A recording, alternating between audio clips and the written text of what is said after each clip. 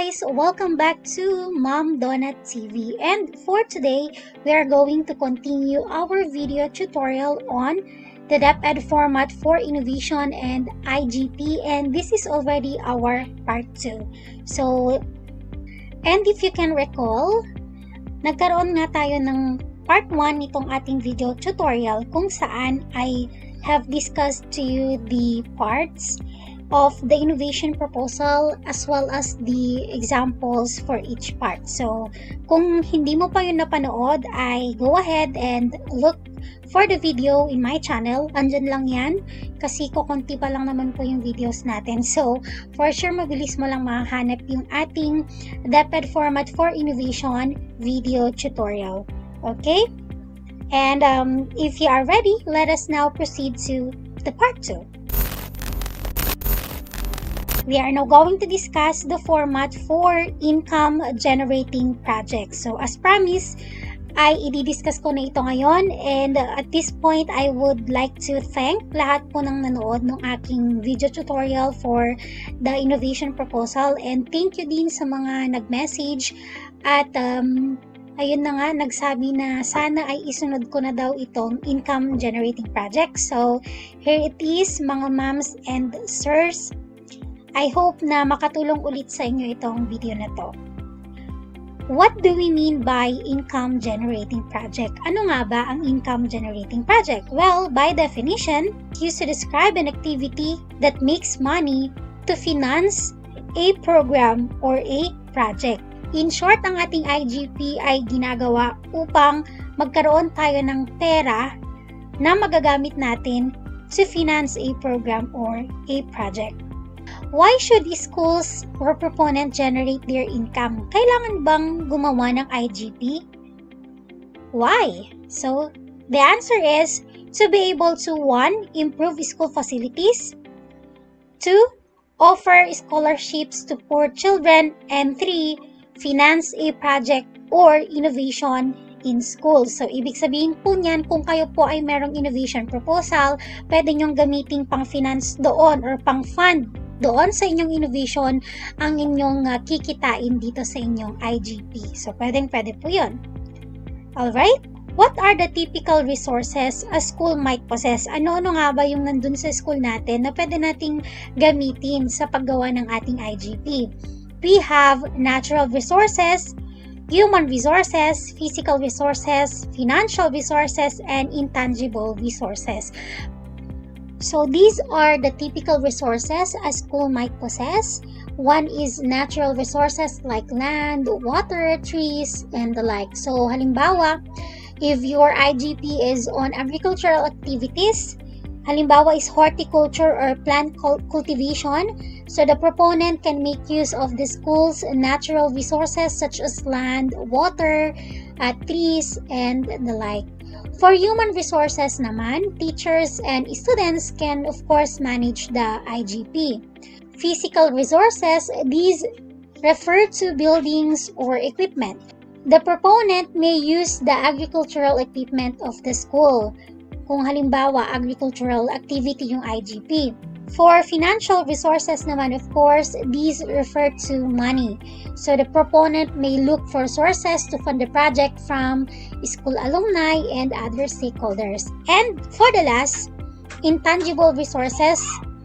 Of course, when we say intangible resources, these refer to goodwill. Yan. So the proponent may use goodwill to sell his product. What are the different types of income generating products? Ano ba yung mga halimbawa nito?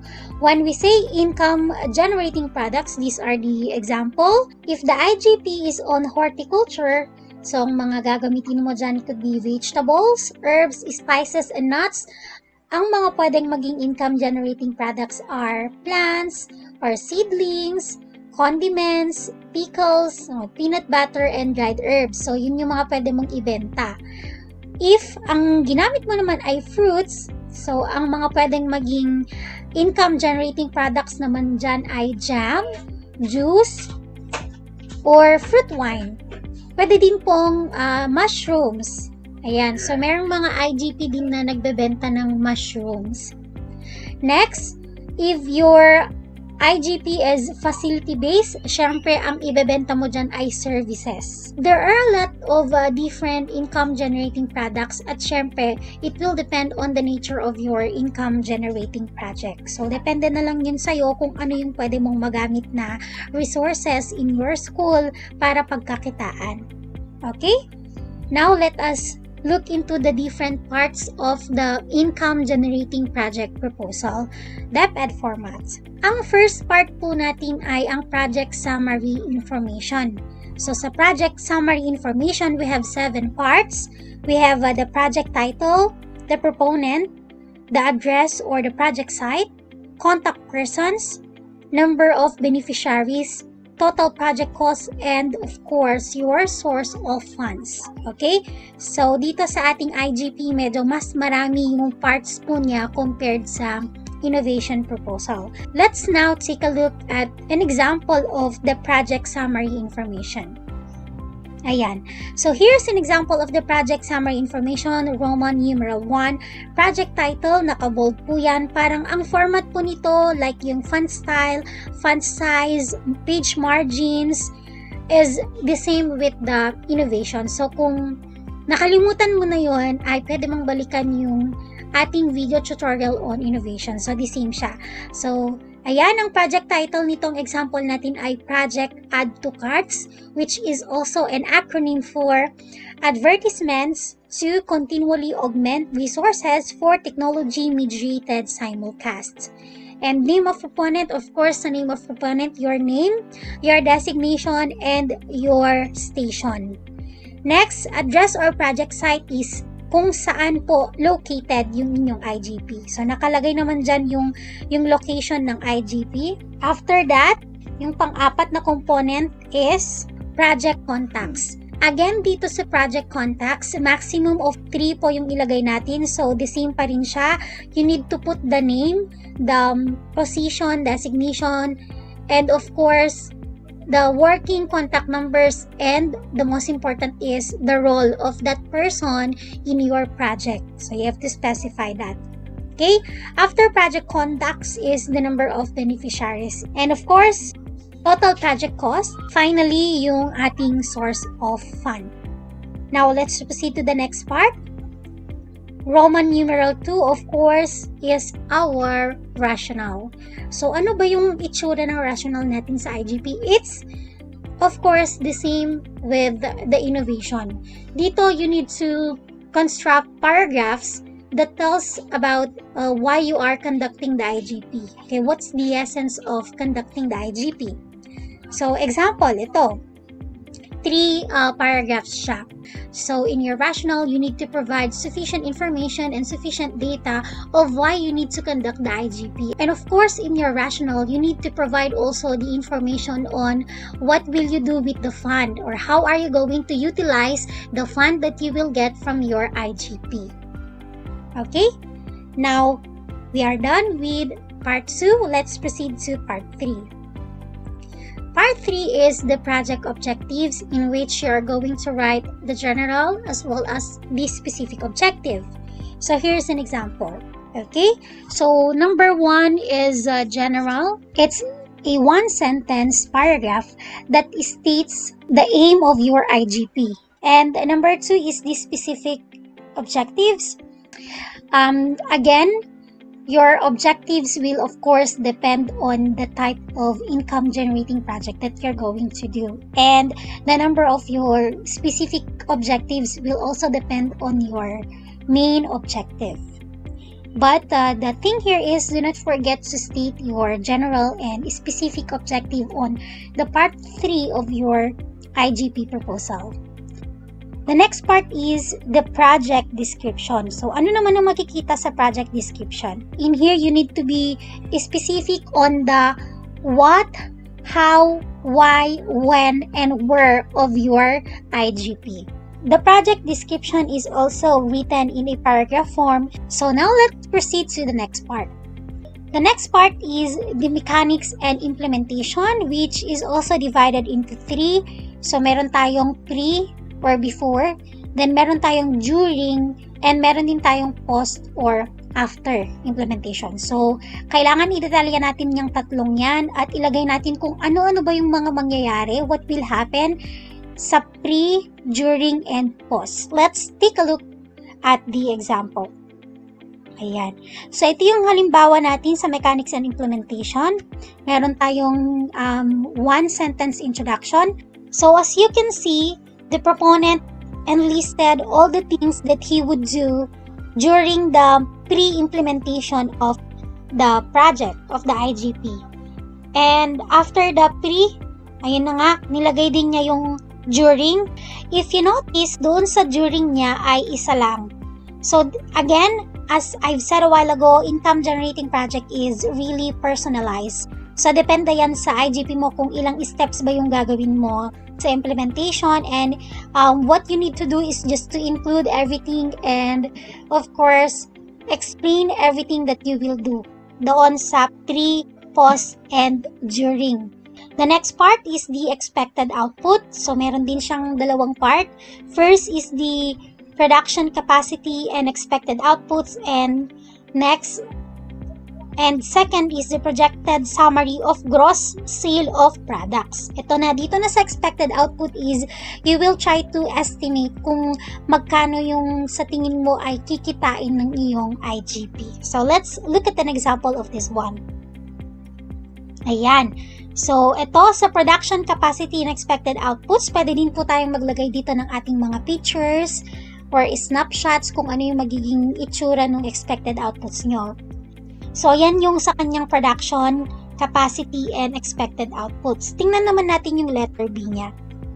Okay, so dito sa letter B, projected summary of gross sale products, you could also adapt this table in which it includes the output, the unit, the price, projected number of sponsors, days of live broadcast, and of course the total. So dito, pwede nyo siyang i-modify. Halimbawa, kung hindi nyo kailangan yung projected number of sponsors, pwede nyo na lang din ilagay dyan yung projected number of products to be sold. Ito talaga natin makikita that making an IGP is personalized, or ibig sabihin ko dun sa personalized is it will depend on the nature of your IGP. Yung mga ilalagay natin na content ng ating IGP. Okay?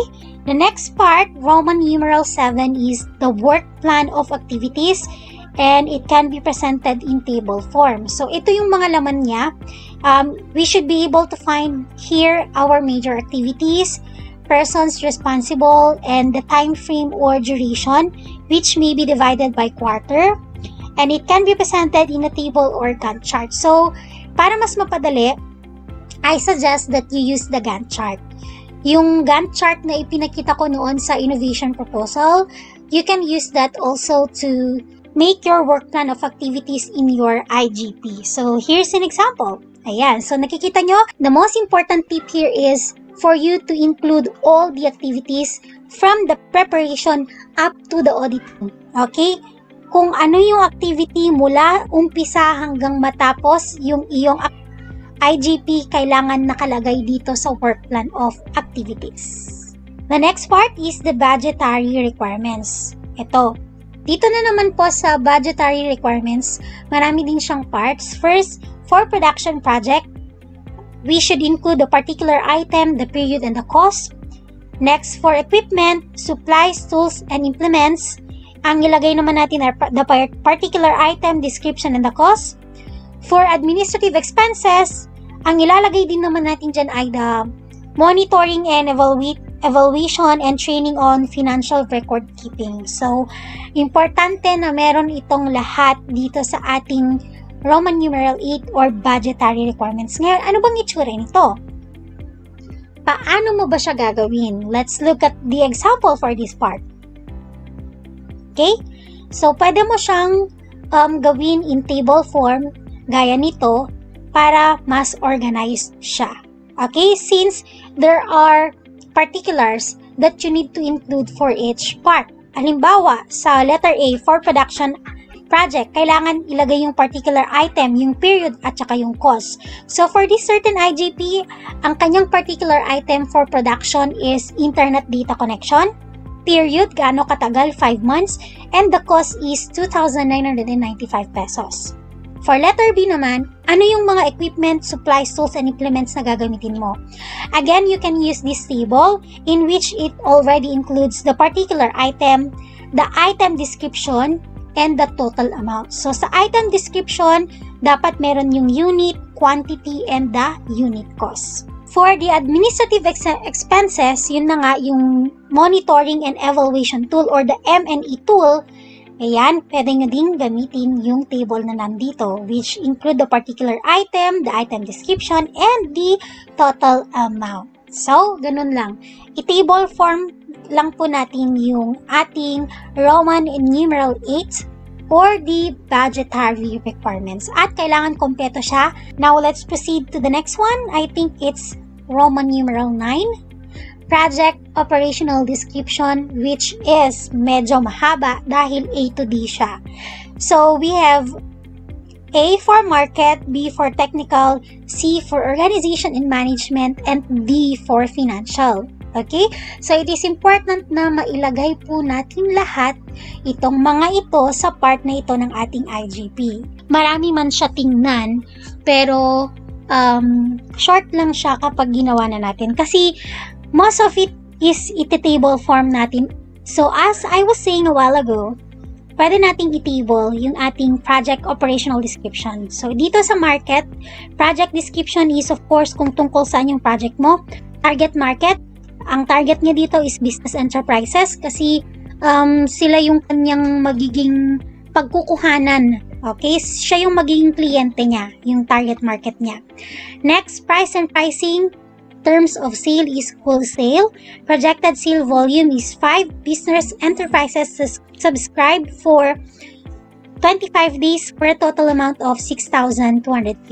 So, sa technical naman, project location, kung saan located yung project mo, production capacity and expected output. So, yung target niya is at least 5 to 10 slide ads per day.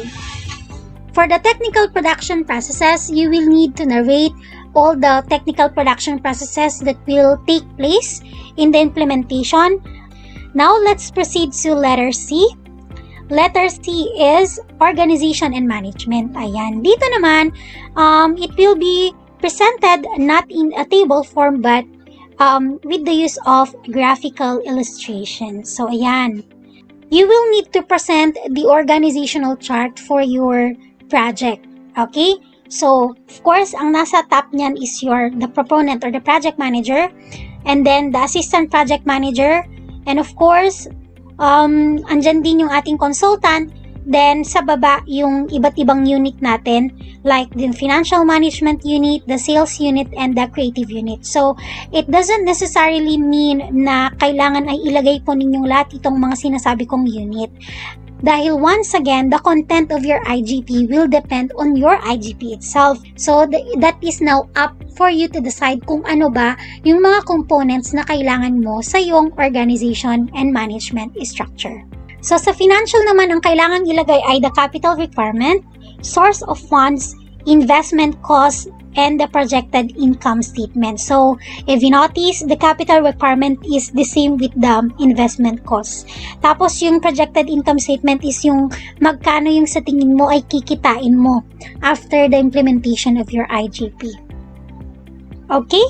And that ends the part 9. Let us now proceed to the last part of the IGP proposal, Roman numeral 10, which is the monitoring and evaluation. So, for the monitoring and evaluation, you may opt to use the monitoring and evaluation tool that I'm going to show you here. Pero kung meron na kayong dating kopya ng monitoring and evaluation na ginagamit nyo noon, ay pwede nyo naman siyang gamitin. Okay? To ensure proper implementation of the project, a monitoring and evaluation scheme shall be in place. This will be done in a quarterly basis to keep track of the progress of the project. So, ito yung monitoring tool for this IGP. Ayan, so nakalagay, project add to carts monitoring and evaluation tool, the name of the evaluator, designation, office, and contact number. Again, if you would like to adopt this one or kung sa tingin ninyo ay magagamit nyo itong tool na to, then go ahead and use this format. So, ang ginamit kasi niya dito, sa kanyang evaluation tool ay kinuha niya yung profile ng kanyang mga clients. So, you could also do that. Okay? You could also get the name of or the profile of your clients or your buyers, your target market. And ito sa second part is the progress report on the project. So this will be used by, of course, the evaluators. Pwede nyo pong i-adapt itong tool na to if you think this is appropriate for your IGP. But if not, kung ano yung sa tingin nyo na appropriate monitoring and evaluation tool ay pwede nyo pong gamitin. Ayan, but take note lang po, if you're going to use a monitoring evaluation tool, make sure, if it is teacher-made, make sure that it will be quality assured by the quality assurance team of your school, of the district, or of the division. Huwag po ninyong kalimutang ilagay ang inyong pangalan dun sa end part ng inyong IGP proposal. So, you have to put there the proponent, your name, your designation, and of course, your station. And don't forget also to include your e-signatures or your electronic signatures. But wait, there's more! Kung natapos nyo na pong naisulat yung parts 1 to 10 of your IGP proposal, huwag nyong kalimutang ilagay ang approval sheet. Here is the download link. Just type that on your browser para ma-download po ninyo itong kopya ng ating Income Generating Project Proposal Evaluation Endorsement and Implementation Approval Sheet. And of course, these are the sources for this video tutorial. Thank you very much sa ating sources, lalong-lalo na kay Sir Michael Kevin E. Monforte dahil yung kanyang project adds to cart po na proposal ang ginamit ko for this video. And that ends the part 2 of our video tutorial on the Deped format for IGP and innovation. Please remember to like, share, and comment on this video. And syempre, kung hindi ka pa nakakapag-subscribe, please do subscribe to my channel. This is Ma'am Donna TV and see you again on my next video tutorial. Bye-bye!